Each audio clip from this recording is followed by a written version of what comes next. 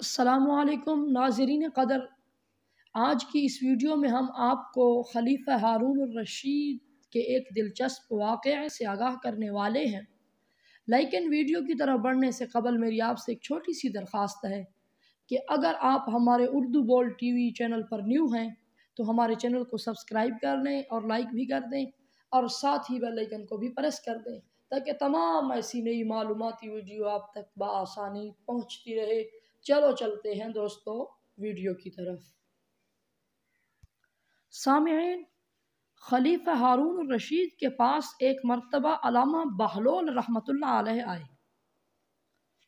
ہارون الرشید نے ایک خوبصورت چھڑی دے کر کہا، اے بہلول، یہ چھڑی کسی بیوقوف کو دے دینا۔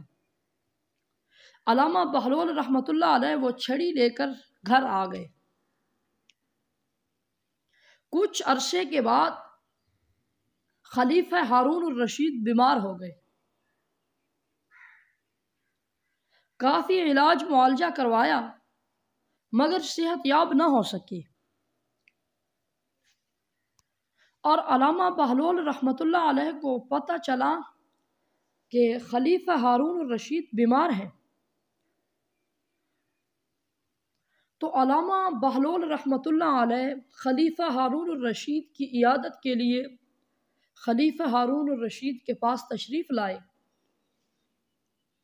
اور علامہ بہلول رحمۃ اللہ علیہ نے خلیفہ ہارون الرشید سے کہا کہ اے بادشاہ سلامت، اگر آپ نے ایک جگہ سے دوسری جگہ سفر کرنا ہو تو کیا آپ پہلے وہاں کا انتظام چیک کرواتے ہیں؟ کہا، جی ہاں، چیک کرواتا ہوں۔ پھر سوال کیا کہ اگر وہاں کسی چیز کی کمی ہو تو کیا آپ وہ کمی پوری کرتے ہیں؟ خلیفہ ہارون الرشید نے کہا، جی ہاں، بالکل کرتا ہوں۔ پھر علامہ بہلول رحمۃ اللہ علیہ نے کہا، بادشاہ سلامت، آپ اس وقت بستر مرگ پر پڑے ہیں۔ دنیا سے جانے کے بعد پہلے آپ کو قبر میں جانا ہوگا۔ کیا آپ نے وہاں کا انتظام چیک کروایا ہے؟ خلیفہ ہارون الرشید نے کہا، نہیں۔ اور پھر علامہ بہلول رحمۃ اللہ علیہ نے پوچھا، کیا آپ نے قبر کے سامان میں سے ہر طرح کی کمی کو پورا کر دیا ہے؟ تو خلیفہ ہارون الرشید نے کہا، نہیں۔ اور جب خلیفہ ہارون الرشید نے کہا کہ میں نے کچھ بھی انتظام و انصرام نہیں کروایا، تو علامہ بہلول رحمۃ اللہ علیہ نے وہ چھڑی نکال کر ہارون الرشید کو دی اور کہا کہ اے بادشاہ سلامت، اس دنیا میں مجھے آپ سے زیادہ بے وقوف کوئی نظر نہیں آیا، لہٰذا آپ ہی اس چھڑی کے زیادہ حقدار ہیں۔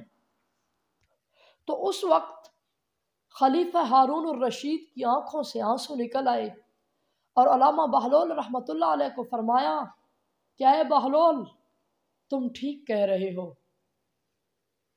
اس لیے کہ جس سفر پر میں ساری زندگی کے لیے جا رہا ہوں، جس سفر سے میں نے واپس بھی نہیں آنا، اس سفر کے لیے میں نے کوئی انتظام نہیں کیا۔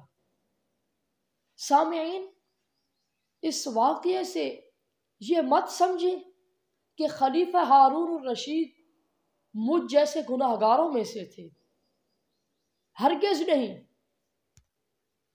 بلکہ خلیفہ ہارون الرشید ایک نیک، عادل اور انصاف پسند حکمران تھے۔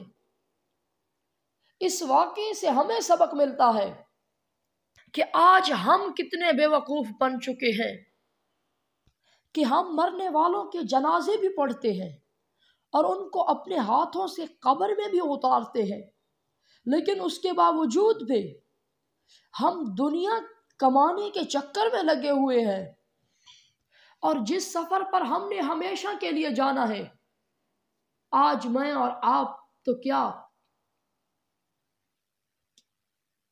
اکثر انسان اس تیاری سے غافل ہو چکے ہیں۔